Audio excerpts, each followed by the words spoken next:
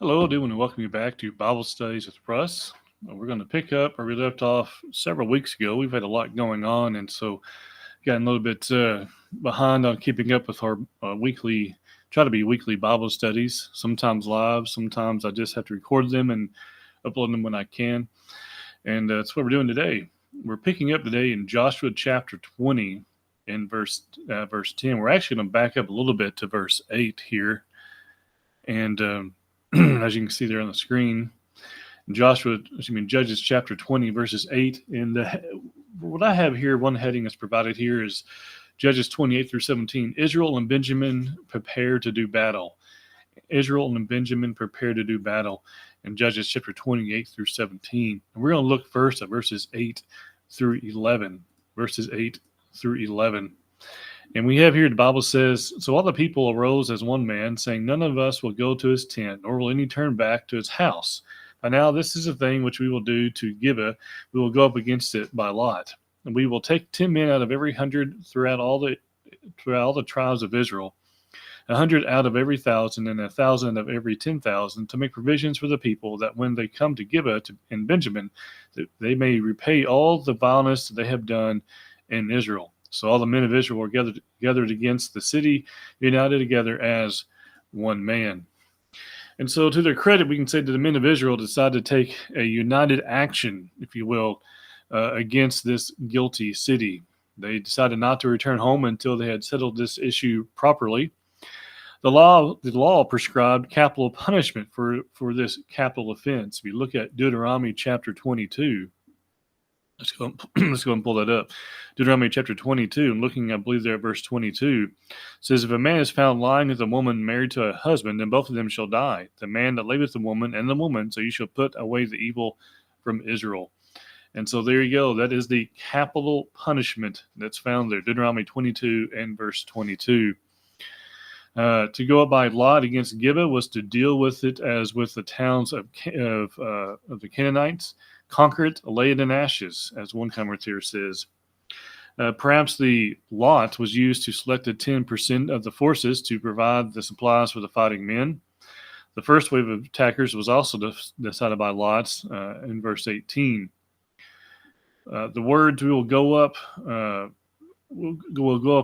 words we will go up are not in the Hebrew, but are supplied by the Septuagint, says one commentator, who were says here who were very likely found in their Hebrew copy the word Nela, we will go up, which has since fallen out of the Hebrew text from its resemblance to the following word, Elah, against it.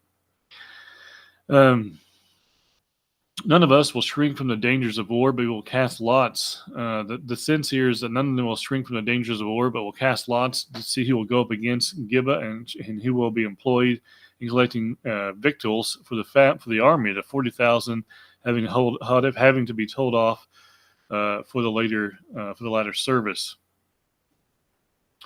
The assembly was knit together as one man. Their strength of unity and weakness in division.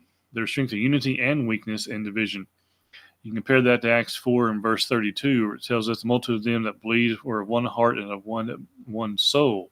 Neither said any of them that aught of the things which he possessed was his own, but they had all things in common. Okay, let's look there now at verses 12 through 14. Verses 12 through 14. Then the tribes of Israel sent men through all the tribe of Benjamin, saying, what is this wickedness that has occurred among you? Now therefore deliver up the men, the perverted men who are in Gibeah, that we may put to death and remove the evil from Israel. But the children of Benjamin would not listen to the voice of their brethren, the children of Israel. Instead, the children of Benjamin gathered together from their cities to Gibeah to go to battle against the children of Israel. So that's 12 through 14. So the Benjamites were not present in these deliberations. After the commitment was reached to go to war, a group of representatives was sent to Benjamin asking about the wickedness that had been done in their midst and demanding that the leaders hand over the children of Beel at Gibeah for execution. The guilt of the crime was demonstrated by the dismembered body of the concubine, says one commentator. If the people of Benjamin were interested in truth and justice, they would have handed over the culprits gladly, but they rejected instead the demand.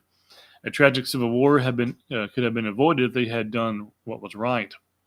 The Benjamites showed the unchangeable nature of their decision by summoning their fighting men for battle.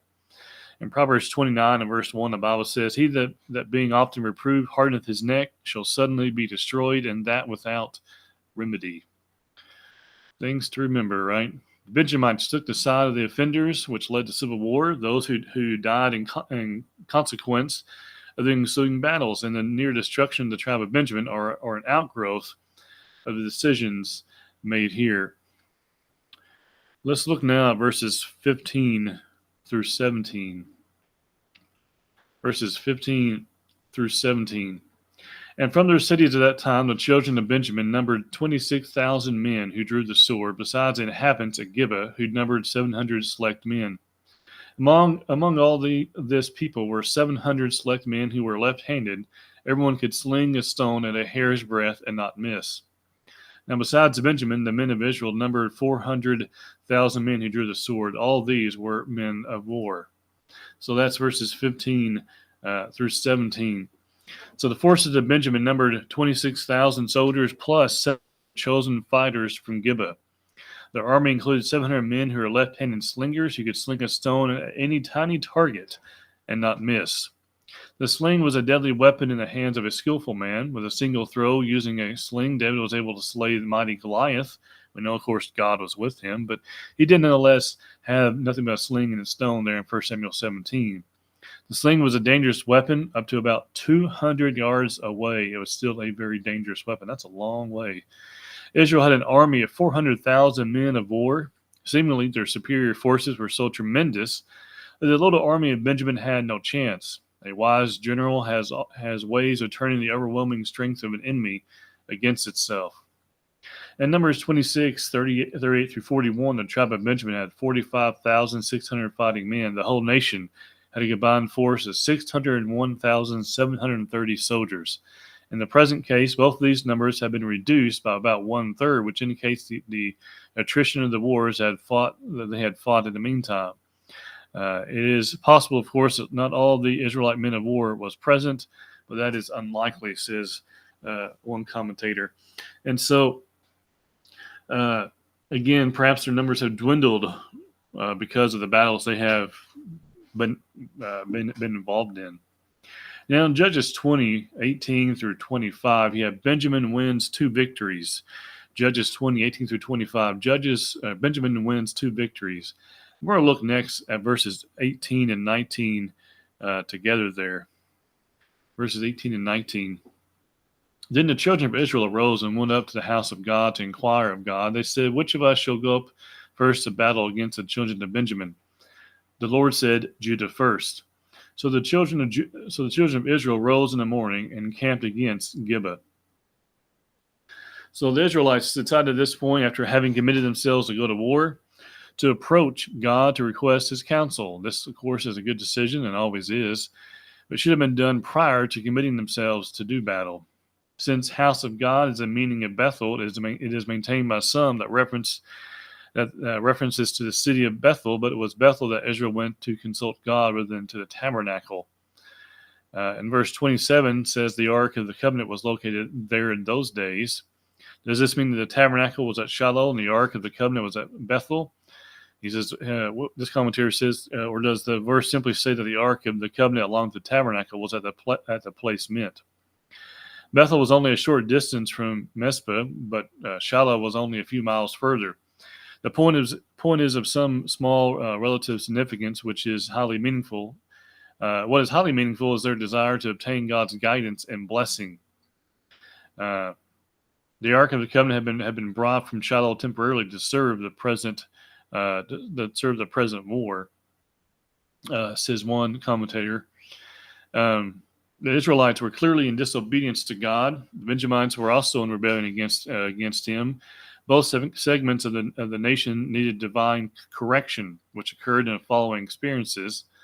Israel asked God which of the tribes should first do battle with Benjamin. He indicated Judah. Feeling confident of success, Israel went forth. Next, we have verses 20 and 21. Verses 20 and 21. Here the Bible says, And the men of Israel went out to battle against Benjamin, and the men of Israel put themselves in battle array to fight against them at Gibeah. Then the children of Benjamin came out of Gibeah, and on that day cut down to the ground 22,000 men of the Israelites. So the fighting men of Judah engaged the men of Benjamin and were soundly defeated. 22,000 of Judah's army was slain. The outcome of the battle should have reminded Israel of the disastrous first battle their predecessors had at Ai back in Joshua chapter 7. The earlier defeat at the hands of the ungodly men of Ai happened because Israel had sin in their own camp. It did not matter whether the people of Ai were far more ungodly than Israel. Israel had the information to do right. Benjamin was guilty of gross sins against God, yet Israel was not unspotted. In his providence, some say God was about to punish both parties. Gibeah, sometimes called Geba, spelled Geba, literally the hill, was doubtless very difficult to assault, and this steep approach greatly favored the defenders. The men of Judah probably came up carelessly and with an overweening confidence, and so met with a terrible disaster. The word destroyed here is used the same as is applied to destroying angel in Exodus 12:23, 2 Samuel 24:16, and a few others as well. Let's see here. Next, let's look at verses 22 and 23. Verses 22 and 23. And the people, that is, the men of Israel, encouraged themselves and again formed the battle line at the place where they had put themselves in array on the first day. Then the children of Israel went up and wept before the Lord until evening, and asked counsel of the Lord, saying, Shall I again draw near for battle against the children of my brother Benjamin? And the Lord said, Go up against him. So as we look at verse 22 and 23, we find that failing to recognize the cause of their defeat, the men of Israel consoled themselves with the belief that since God had directed that Judah should first enter the fray, that God implied that he would be with them. They wept before the Lord the rest of the day until evening and asked his counsel again. This time they were more specific in their requests. Shall I go up again to battle against the children of Benjamin, my brother? God's plain reply was, Go up against him. His response, however, did not mean that his approval of their plan promised success in the battle. It only meant that it was God's will that they attack Benjamin. They didn't ask if they would be victorious, did they? Verses 24 and 25. 24 and 25. So the children of Israel approached the children of Benjamin on the second day, and Benjamin went out against them from Gibeah on the second day, and cut down to the ground 18,000 more of the children of Israel. All these drew the sword. So you see there verses 24 and 25. So there is the result, right? The Israelites launched another attack the next day, and 18,000 men of the Israelites fell in the fighting. This defeat, you could say, was a crushing blow to Israel. It was beyond their comprehension. How could it be that God directed them to prosecute the war, but permit them to suffer such a humiliating defeat? 40,000 Israelites have been killed in the two battles. The enemy started out with only 26,000 men. We are not told the number of dead from the Benjamin camp, but evidently their losses were not great. The success of Benjamin undoubtedly gave them a high degree of confidence, possibly even to cause them to believe they were invincible. Israel had decided at the first that 10% of their forces would be assigned to the task of providing food for the whole army. It is more than passing interest that in the two battles they lost 10% of their men, 40,000 men. So equal to the same percent who are sitting back and doing nothing, or not fighting anyway. In Judges chapter 20, in verses 26 through 35, you have the heading Benjamin is defeated, verses 26 through 35. And we're going to look first at verses 26 through 28. Then all the children of Israel, that is, all the people, went up and came to the house of God and wept. They sat there before the Lord and fasted that day until evening, and they offered burnt offerings and peace offerings before the Lord. So the children of Israel inquired of the Lord. The ark of the covenant, of God was there in those days. And Phinehas, the son of Eleazar, the son of Aaron, stood before it in those days, saying, "Shall I yet again go out to battle against the children of my brother Benjamin, or shall I cease?" And the Lord said, "Go up, for tomorrow I will deliver them into your hand." So that's verses 26 through 28. Perhaps if Israel had fasted and prayed at the first before deciding on their course of action, perhaps it would have met with immediate success. But they decided on their plan, and they asked God to give his blessing on it. You might say they left God out of the plan. I said before that any plan that leaves God out deserves to fail. It seems like they did that, and they did fail. Led to might say one commentator here. See here. Says here, he says, this led to reflection. They became sensible of their guilt and in not repressing their national idolatries, as well as in too proudly relying on their superior numbers and the precipitate rashness of their expedition. Having humbled themselves by prayer and fasting, as well as observed the appointed method of making atonement for their sins, they were assured of acceptance as well as of victory. The presence and services of Phinehas on this occasion help us to ascertain the chronology thus far. The date of this occurrence must be fixed shortly after the death of Joshua. Again, those are words from another commentator. Phinehas, the son of Eleazar, the son of Aaron, served the tabernacle in those days. Israel approached God through Phinehas, asking whether they should continue the war against Benjamin. And God plainly told them to fight again on the morrow, and he would deliver Benjamin into their hands. Let's see here. Okay, let's look now at verses 29 through 32.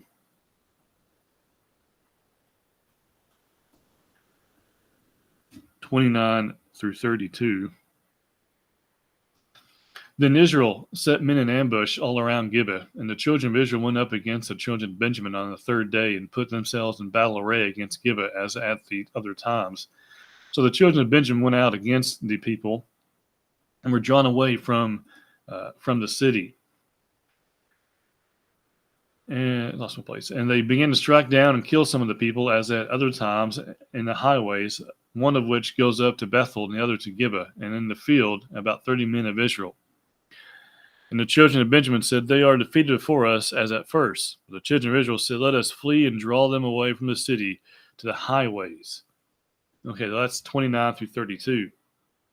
So Israel had a better plan in mind, we might say, when they entered the third battle. They set men in ambush around Gibeah before setting their men against the city.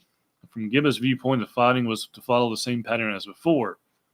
Seeing the Israelites approaching Gibeah in force, the Benjamites came forward to engage them. As Benjamin pressed their counterattack, Israel began to fall back, just as it had done before. So basically, they believe that something's going to happen. They're falling back. They're going to defeat them for the third time. But really, they're pulling them in to this trap. Without realizing their error, Benjamin thought Israel was being routed as on the other two battles. The strategy was to draw the Benjamites away from the city and have the ambushers to take Gibeah. The battle plan was the same as that employed by Joshua in defeating Ai, drawing them into an ambush. Verses 33 through 35 is what we're going to read next. So all the men of Israel rose from their place and put themselves in battle array at Baal Tamar. Then Israel's men in ambush burst forth from their position in the plain of Gibeah. And 10,000 select men from all Israel came against Gibeah, and the battle was fierce. But the Benjamites did not know that disaster was upon them. The Lord defeated Benjamin. Notice there, the Lord defeated Benjamin before Israel. And the children of Israel destroyed that day 25,100 Benjamites. All these drew the sword. 33 through 35 there. So the Israelites had initiated the attack against Gibeah, rose from their place, and retreated to Baal Tamar, where they quickly set themselves in array against the pursuing Benjamites. But notice here, as we look there in verses, 30, 3 through 35.